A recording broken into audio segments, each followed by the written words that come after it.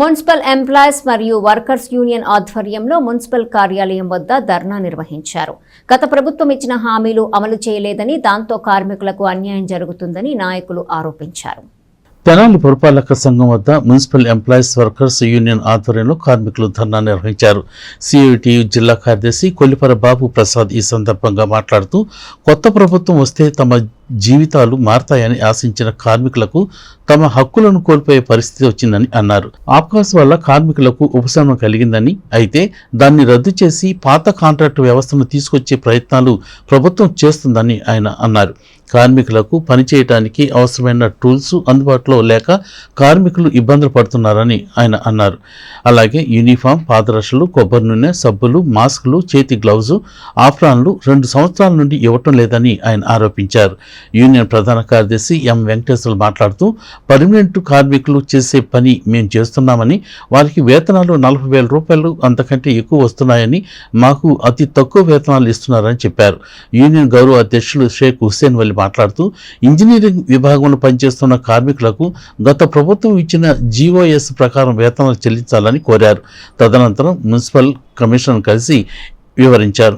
కార్యక్రమంలో ఎం పద్మ, వి సుధాకర్, పి జయలక్ష్మి, ముత్యాలు, పద్మావతి, ఎం Srinu, Nagaraju, yes Gopi, Kanakalakshmi, CHE Anjaiah, వి Lakshminarayana, D Padma, గంజి రమణ, నాగేంద్రబాబు, దుర్గా ప్రసాద్, గాదే నాగలక్ష్మి, పులిపాక వీరమ్మ, బి రత్నకుమారి, పిల్లి భారతి, తుమ్మల సుజాత తదితరులు పాల్గొన్నారు.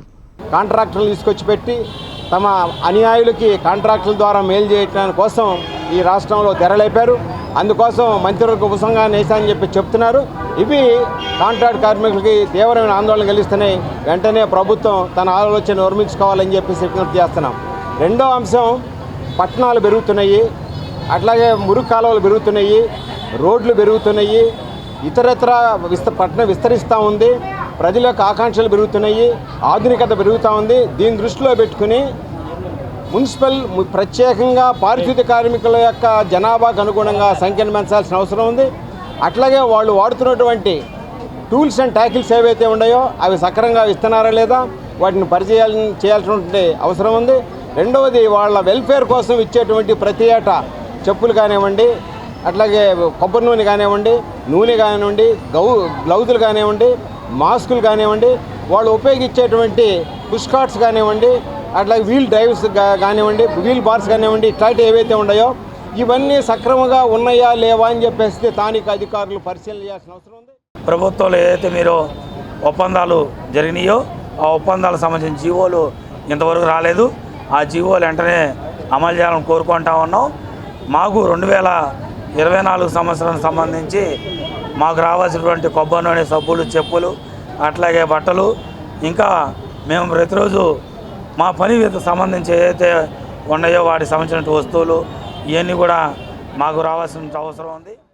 రెండు, ఆప్కాస్ విధానంలో కొంత వెసులుబాటు ఉన్నా కానీ అది ఎప్పుడు ఉంటుందా, ఎప్పుడు పోతుందా, ఏ ప్రభుత్వం అధికారంలోకి వస్తే ఏ ప్రభుత్వం ఏం చేస్తుందో అర్థం కాని స్థితి ఉంది.